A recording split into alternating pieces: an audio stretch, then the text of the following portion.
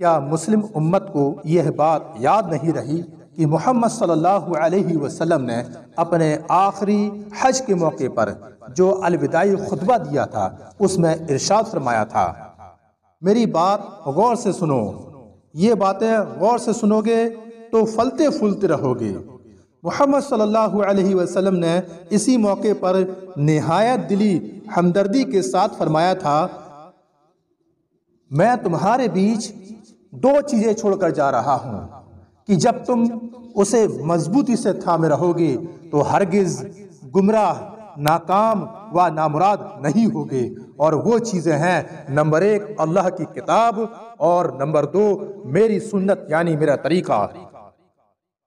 آپ صلی اللہ علیہ وسلم نے صاف صاف آگاہ کر دیا تھا کہ اس امت کی ترقی اور خوشحالی اس بات میں ہے کہ وہ اللہ تعالیٰ کی کتاب کو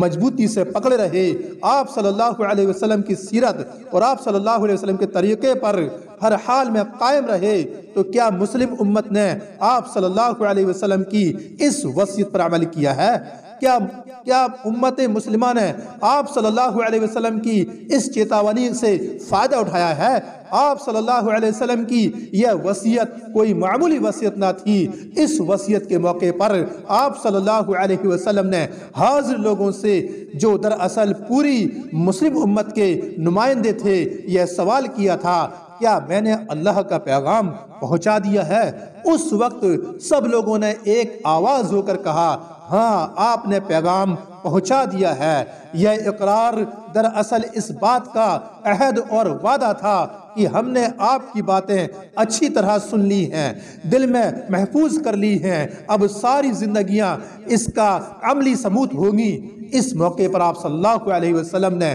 اللہ کو بھی گواہ بنایا تھا، اے اللہ تو گواہ رہنا، ذرا ٹھنڈے دل سے سوچئے کہ اگر اللہ تعالیٰ اس بات پر گواہ ہوگا کہ سارے جہانوں کے لیے رحمت بنا کر بھیجے گئے حضرت محمد صلی اللہ علیہ وسلم نے اس کا پیغام ہم تک پہنچا دیا تھا، تو کیا اس بات پر گواہ نہ ہوگا کہ آج ہم نے اس کا پیغام بڑی لاپرواہی سے بھلا دیا ہے؟ اس میں کوئی شک نہیں کہ ہم رسول اللہ صلی اللہ علیہ وسلم کی سنت اور رسول اللہ صلی اللہ علیہ وسلم کے طریقے کی حفاظت اور حمایت کا جو